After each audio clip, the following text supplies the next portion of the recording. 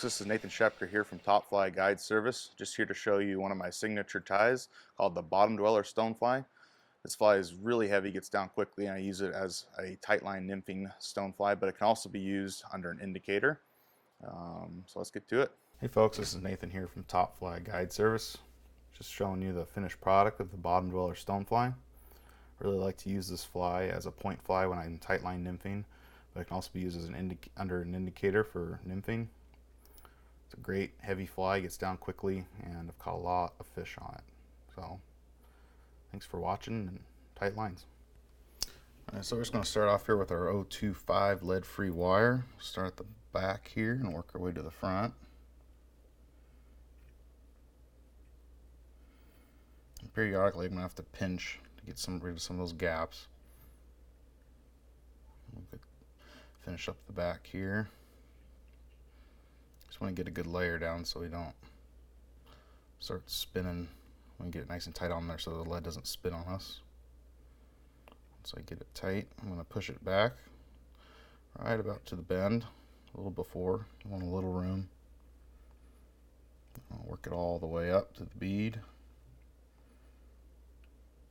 As soon as I get to the front here, I'm going to overlap it once and start working my way down. So we want to get it to about at least a quarter of the way. We can go all the way to about halfway down the fly. To about there. So we're going to start a thread wraps here. Just want to get a nice layer down. I go all the way down, pull tight, then I work my way back up. We just don't want this lead sliding around on us when we're using it, and it's bumping the bottom and hooking fish and stuff. So then I'm going to start with a little bit of dubbing here. I like to use a mix of brown Here's Your Plus dubbing and the black. It looks like this here. Here's the brown.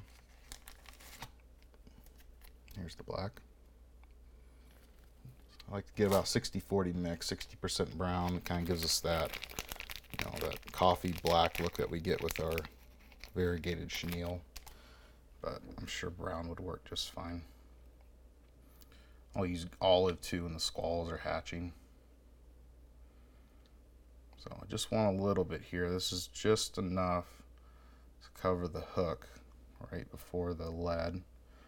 And what this is going to do is when we put our tailing material in, is it's going to splay that tail out, get a little more lively look. So I'm going to take one of my goose biots here. It's just a brown goose biot. I'll start with either side here. We want a little bit of gap in between the dubbing ball and the lead here. We're going to tie it right in there. So I'm going to size it up to my liking. Put a couple loose wraps in between the lead and the dubbing. Right in here. Now when I pull this tight, it's going to splay that tail out. You can see how it splayed the tail out there. So I'm going to cut off my excess on this side and then repeat on the other side.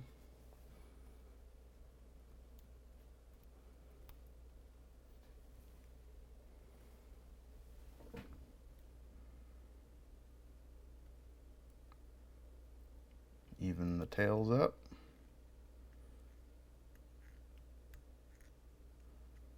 A couple loose wraps, pull tight. See how our tails are splayed out now. So I'm going to cut off our excess. So now I'm going to do a pretty important part. We are going to tie in our thin skin.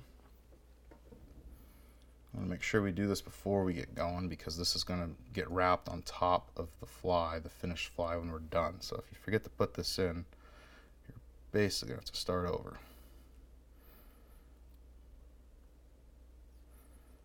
So I flipped over my hook, if you saw there.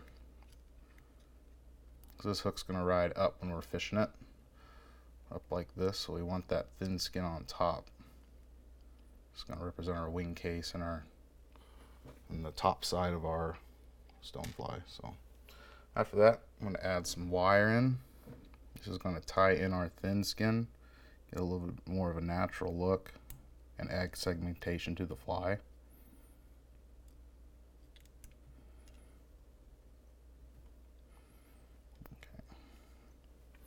So I got both those in.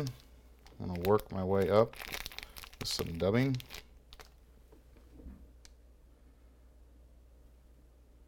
Let's start off real thin here. We don't need to get a big clump on. Just grab little chunks. It's better to grab less than more with dubbing.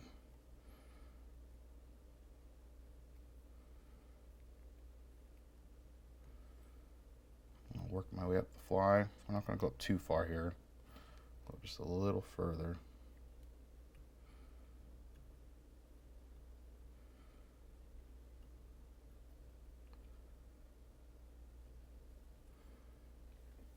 Maybe just a tad bit further here.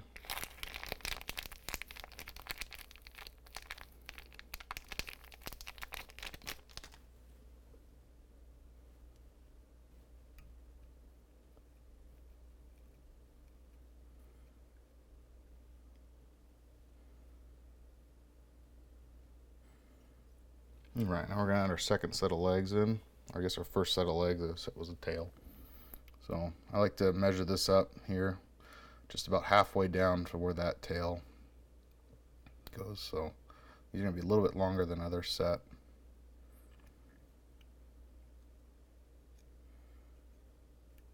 Just tie them in on the side like that. And you tie them in close to that W, you can see how that splays that leg out for you. Same thing on the other side here.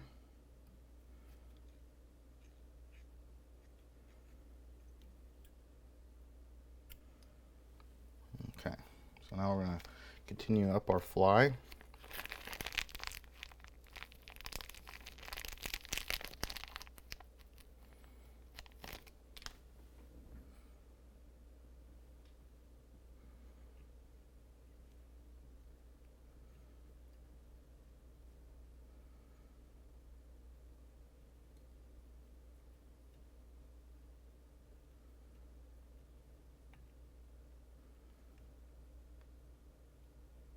Wrap over those biots we just laid in there.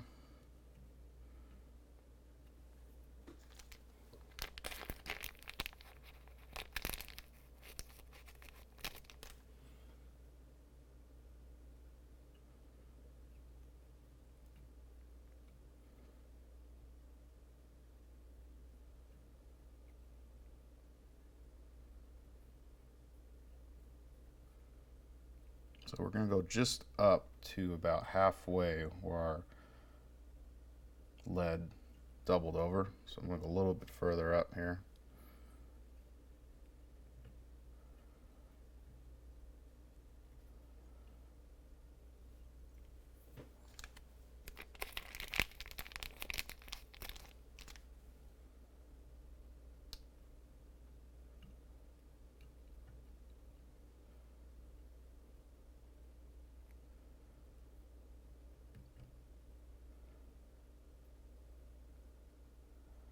And about there. So now we're going to tie in our second and third set of legs here. I just like to use these fine round rubber black legs.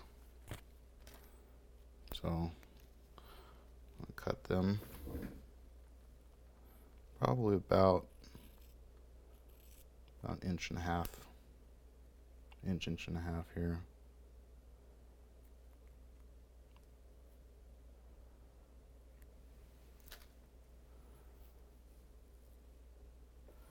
These legs are just going to get tied in right on the side here, so I'm going to wrap them around my thread, even them up, and just tie them in so they're right on the side there and splaying out. And do that on each side.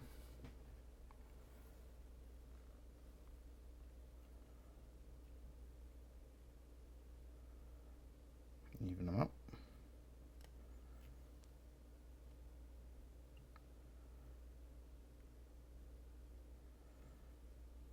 Okay, and we're going to go up the rest of the way on our fly with our dubbing.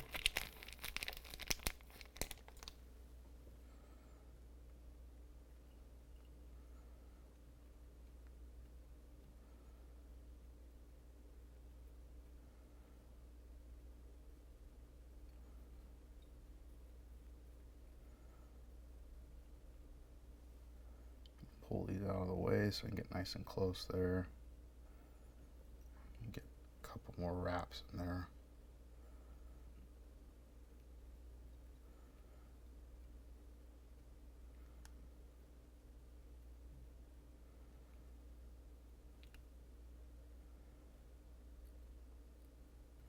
Just like that.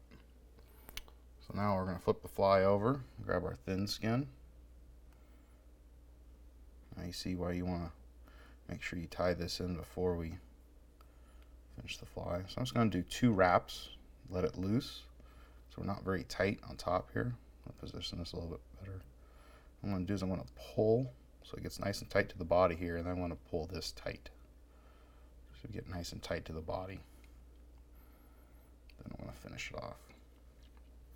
And also here, my scissors can't really get close to that bead, so I'm going to grab my razor here, get real close to that bead, watching my thread. There we go. Then I'm going to wrap my wire here. So here you can see that my thin skin there is kind of just laying on top. Doesn't really look too nice, so I'm going to use my wire to tie it down, watching my legs. You're going to see that segmentation start forming on the fly, making it look nice and clean.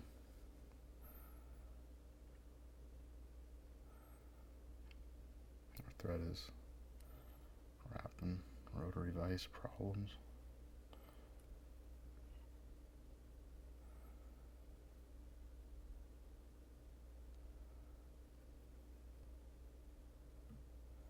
Alright, so now at the front here. Just going to tie off our thread. Oh, I'm sorry, tie off our wire.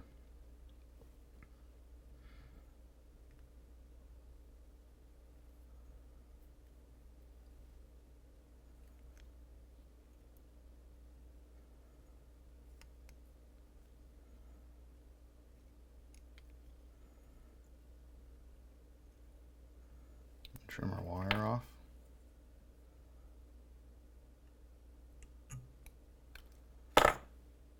You want to make sure you fold this down here because that wire that you just cut can cut your thread pretty easily, so we don't want that to happen when we're almost done here. So I'm just going to clean this up a little bit. We got some thread wraps there at the top, right behind the bead, so I'm going to put a little bit of dubbing behind there.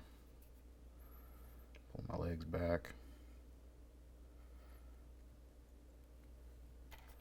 And then whip finish or half hitch.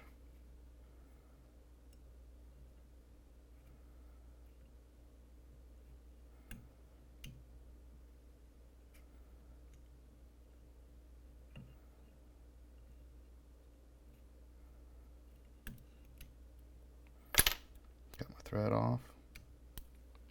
And then we're going to use I use the Solarez thin UV glue. It's pretty important to use a thin layer. You don't want to use anything too thick and add a bunch of bulk to your fly. I'll clean this up a little bit here. So I'm just going to add a layer to the top here.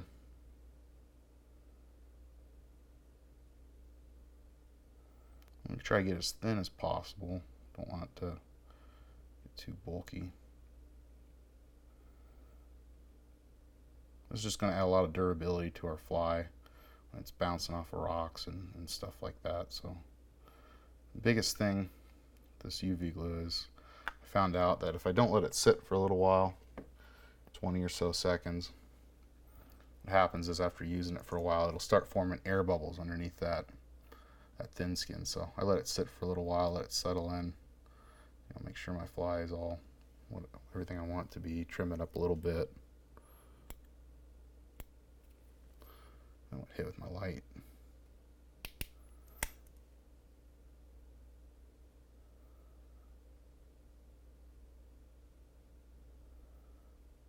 Make sure we really get it dry here.